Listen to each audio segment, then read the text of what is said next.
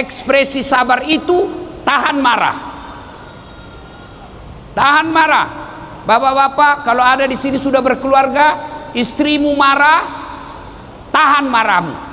Bagaimana caranya? Kalau mau pakai ilmu saya menyanyi. Kalau istri saya sudah mulai marah, saya peluk dari belakang. Bila kamu di sisiku, masih marah, ku tambah erat pelukanku, baru ku bilang insaflah. Wah, masih ngomel. Kalau saya sudah mulai ngomong, rasanya mau marah juga, saya ambil makanan, saya kunyah supaya saya tidak ngomel. Nah ibu-ibu coba amalkan ini bu. Kalau ibu sudah rasa mau ngomel, ambil kuaci. Coba berhenti bang. Ini marah, harus ada ilmunya untuk menghadapinya. Marah. Jadi kalau ada masalah, sabar. Yang kedua, sholat. Ustadz, saya sudah sholat, kenapa hidupku susah? Betul kau sholat tapi tidak ikhlas. Hayalah sholat, asar lagi. Nah, berarti tidak ikhlas. Saya sholat Ustadz, betul kau sholat tapi main-main. Mulai takbir, Bismillahirrahmanirrahim. Iya. Kau ketawa karena kau bayangkan diri sendiri kan? Sholat kayak ditiup angin. Jadi ibu, kau ketawa karena membayangkan diri sendiri kan? Iya. Sholatnya bukan ingat Allah tapi cari bukan cari Allah tapi cari duit. Allahu Akbar. Tadi ada duit saya ambil di ATM 200.000. Mana ini 100? Saya beli pulsa 100.000. Mana ini 100? Rabbana lakal hamd. Masih dicari tuh. Allahu Akbar. Sampai rakaat kedua masih dia cari. Begitu assalamualaikum, oh di bawah sadel. Semenjak kau sholat kau cari duit. Apalagi kalau kau takbir kau lupa kunci mobilmu, kunci motormu kau lupa di parkiran. Percaya pasti kau sudah tidak sholat. Yang kau ingat kunci. Allah. Iya, wajar banyak masalah. Kenapa? Sholatmu tidak ikhlas, sholatmu main-main. Ada yang sholat tanya sama saya, Ustadz, boleh enggak sholat tidak pakai BH? Ibu-ibu di Makassar tanya saya bilang boleh, tapi aduh bagaimana perasaannya ibu ya? Apalagi kalau ibu ruku. Iya toh, coba bayangkan. Ya bapak-bapak tanya saya, Ustadz, bagaimana boleh enggak itu sholat tidak pakai celana dalam? Ya bagaimana itu kalau kau sujud? Itu menunjukkan bahwa kalian tidak ikhlas, tidak serius ketemu dengan Allah. Maka adik-adik sekalian, kalau ada masalahmu, perbaiki aja sholatmu. Allah yang selesaikan masalahmu. Siapa pemilik dunia ini? Siapa pemilik dunia? Allah. Apa susahnya Allah menyelesaikan masalah kita dalam dunia? Saya kasih contoh. Adik-adik, Dek, bisa enggak manusia hidup dalam perut ikan? Bisa enggak? Menurut ilmu akal tidak mungkin. Ya toh? Kalau saya ikan yang masuk dalam perutku. Tapi kalau Allah yang mau, bisa. Siapa? Nabi Yunus. Ya. Bu, bisa enggak perempuan tidak pernah disentuh laki-laki hamil? Bisa enggak? Menurut ilmu kedokteran tidak mungkin. Tapi kalau Allah yang mau, bisa. Siapa? Siti Maryam. Cuma sekarang banyak perempuan mau saingan Siti Maryam. Iya kan? Bu-ibu, adik-adik, bisa enggak manusia dibakar dalam api yang sangat besar hidup? Bisa enggak? Tidak mungkin. Tapi kalau Allah yang mau, bisa. Siapa? Nabi Ibrahim. Satu hari satu malam aja tidak bangun, pusing. Iya toh? Tapi kalau Allah mau, bukan satu hari dek, bukan satu bulan, berapa? 309 tahun. Siapa? Ashabul Kahfi. Itu semua tidak masuk akal. Kalau kalian tidak percaya, berhenti kau jadi Islam. Ada dalam Quran. Tidak masuk akal. Kalau Allah yang mau, tidak ada yang tidak masuk akal. Bagaimana masalah saya bisa selesai? Allah yang selesaikan. Bagaimana utang saya bisa selesai? Allah punya cara. Maka yang Allah minta, dekati saya. Cara dekati Allah, sholat. Saya kasih lagi contoh. Adik-adik, halo. Saya misal aja ini, misal contoh aja. Saya akrab dengan Sri Sultan Hamengkubuwono. Ya? Sultan, saya lagi di Jogja. Mau keliling-keliling cari orang Sulawesi, tapi tidak ada mobilku. Oh, Ustadz, saya lagi di Jakarta, tapi tidak ada masalah Ustadz, tenang aja. Beliau telepon ajudannya. Ajudan, siap. Itu ada Ustadz Dasad di bandara. Kau jemput, pakai mobil paling bagus, full tangki, kasih hadiah, kasih pembeli pulsa, kasih juga pembeli oleh-oleh. Contoh, cuma contoh ini, ya kan? 1 jam kemudian datang ajudan beliau, kasih saya oleh-oleh, bensin, mobil, lengkap dengan sopir. Selesai masalah saya soal mobil. Kenapa? Saya akrab dan kenal sama yang punya mobil. Ya, selesai.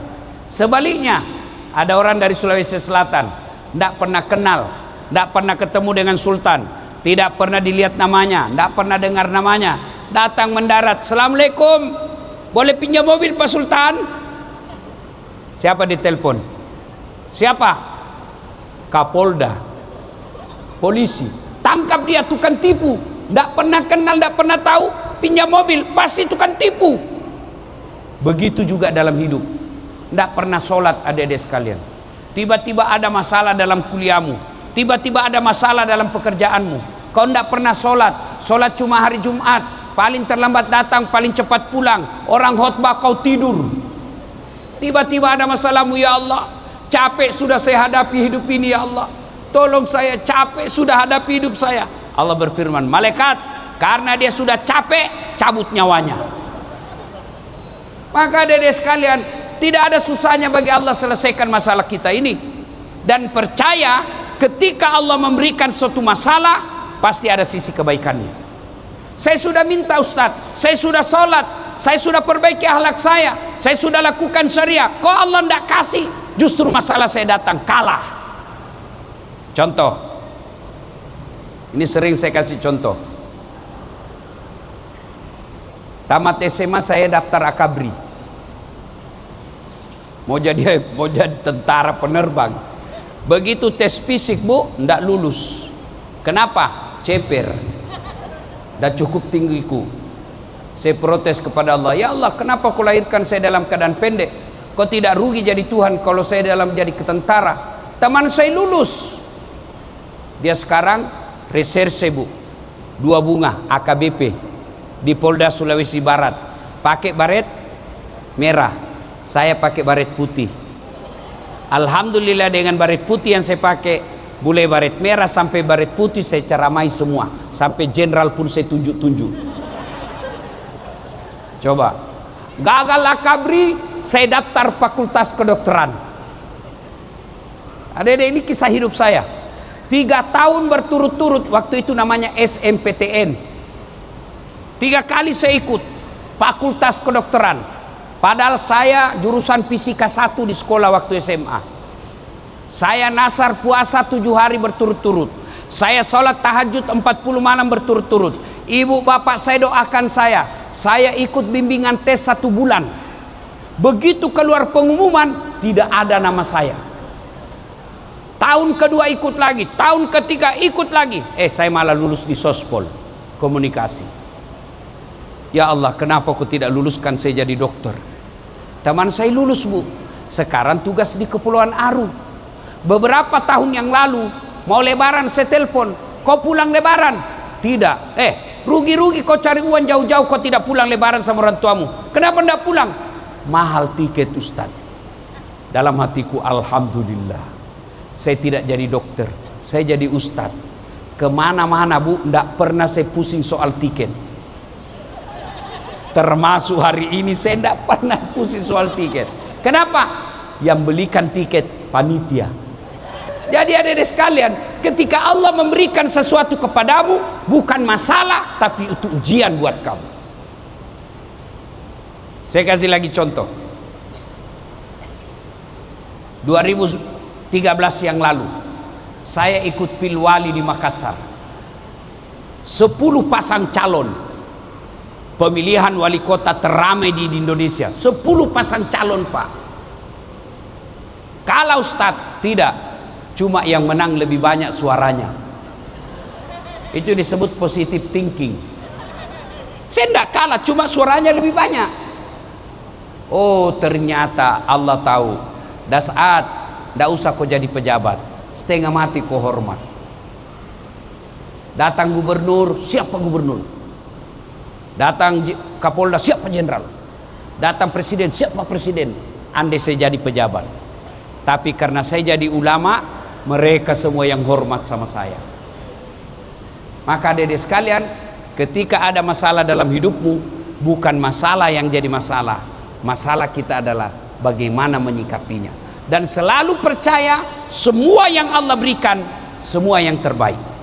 Ada ibu-ibu hafal ndak Asmaul Husna? Hafal? Coba adik-adik. Asmaul Husna semua baik, tidak ada nama Tuhan yang jelek.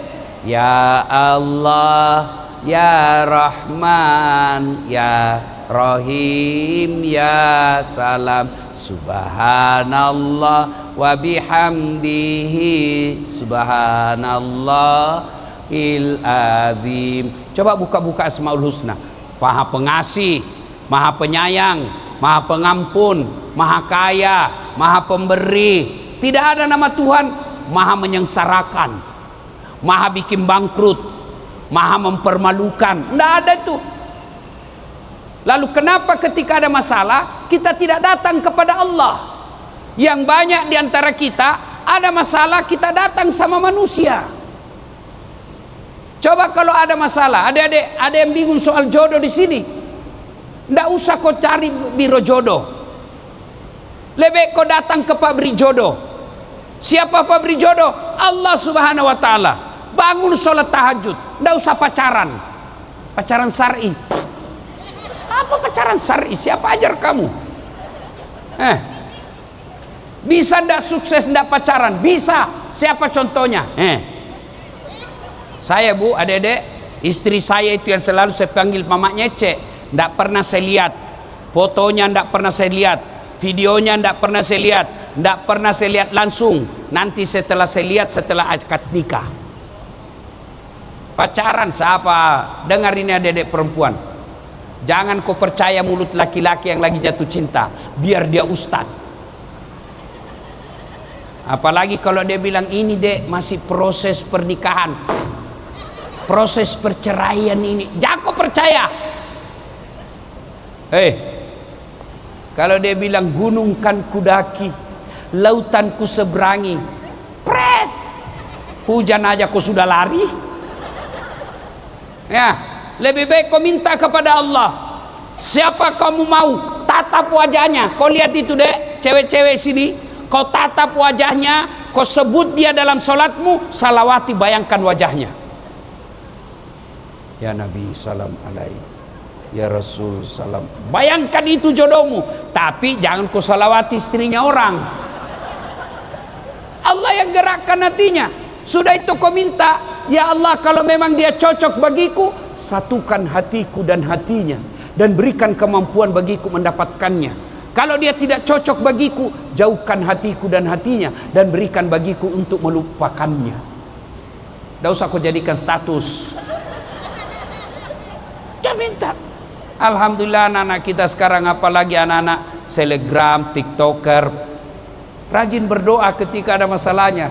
Tapi berdoanya bukan di atas sajadah. Di mana berdoa? Status. Ya Allah, mudahkan urusanku. Sibuknya itu Tuhan mau baca statusmu. Kau berdoa kepada Allah. Nah, ud'uni astajib lakum. Minta kau kepadaku, pasti saya kabulkan. Itu janji Allah. Maka begitu ada masalahmu, Dek, minta kepada Allah. Tingkatkan kesabaran, perbaiki sholatmu, serta itu minta kepada Allah. Lepas itu baik sangka. Nah, biasanya saya mau tanya, adik-adik, berapa rukun iman? Berapa? 5 atau 6? 6. Tapi itu teori. Prakteknya kita biasa rukun iman cuma 5,5. Maksudnya apa, Ustaz? Dia hanya percaya sampai kepada percaya kepada qada.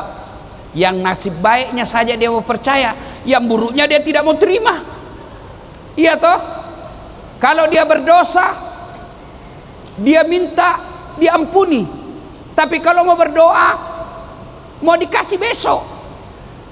Dia berdoa hari ini. Adik-adik, Nabi Zakaria ada masalahnya apa? Mau minta anak. Kapan dia minta? Sejak usia 21 tahun. Kapan Allah kasih? 90 tahun. Berapa jaraknya itu? Berapa jaraknya, Bu? 69 tahun. Nabi Zakaria, Bu, minta anak 69 tahun baru dikasih. Nabi Adam minta dipertemukan ketika diusir dari sorga, minta dipertemukan. Adam di Irak, Hawa di India. Bayangkan, waktu itu di dunia hanya 2 penduduknya, Irak, India, Adam, Hawa. Mereka saling mencari 2 orang ini. Berdoa, ya Allah, pertemukan kami, pertemukan dengan istriku, kata Nabi Adam. Ya Allah, pertemukan dengan suamiku, kata Siti Hawa. Kapan Allah kabulkan? 200 tahun di padang Arafah, Jabal Nur, Jabal Rahmah. Itu Nabi. Kita berdoa hari ini mau dikasih besok, padahal tukang tipu. Maka ketika ada masalah, sabar, sholat, doa. Dan hebatnya kita orang Islam, begitu Allah tidak kabulkan doamu, percaya apa yang kamu minta itu tidak baik. Nah, sebagai penutup, suatu kali Nabi selesai sholat subuh, Assalamualaikum warahmatullahi wabarakatuh. Assalamualaikum warahmatullahi wabarakatuh. Lalu Nabi bertanya kepada sahabat, saudara-saudara sekalian, ada ndak yang mimpi tadi malam? Tidak ya Rasul. Nabi lalu bersabda, semalam saya bermimpi Allah membawa saya jalan-jalan masuk ke dalam surga. Dan di dalam surga Allah memperlihatkan saya ada manusia yang diberikan hadiah. Ini hadiahmu. Lalu manusia ini berkata, ya Allah, ibadah yang kulakukan, kebaikan yang kulakukan tidak sebanyak yang kau berikan. Supaya gampang dipahami, saya kasih angka supaya gampang. Pahalanya cuma 5, Allah kasih 5.000. Ya Allah, banyak betul, tidak sebanyak ini pahala saya. Lalu Allah sampaikan, wahai hambaku, ketahuilah itulah doa-doamu waktu di dunia yang saya tidak kabulkan, karena saya tahu kau tidak mampu memikulnya, maka baru aku kasih kau sekarang. Itu berarti bahwa ketika ada masalah, berdoa pasti Allah kabulkan. Kalau tidak dikabulkan di dunia, Allah kasih di akhirat. Adik-adik, Allah kabulkan doa itu ada 4 caranya. 1, Allah kabulkan doa kita seperti apa yang kita mau. Ya Allah, mudah-mudahan tahun ini saya lulus. Allah kasih taufik namanya. Ya Allah, mudah-mudahan setelah lulus saya dapat kerja. Allah kasih taufik namanya. Yang kedua, Allah kabulkan tapi dalam bentuk yang lain. Ya Allah, berikan saya A. Allah tahu, tidak usah A, saya kasih kau B. Ya Allah, berikan saya kekayaan. Allah tahu, tidak usah kaya. Kalau kau kaya sombong. Kalau kau kaya kau tidak datang jamaah. Lebih baik saya kasih kau kesehatan. Dengan sehatmu kau makin kuat puasa Senin Kamis. Ibu-ibu, Ada anak usia 13 tahun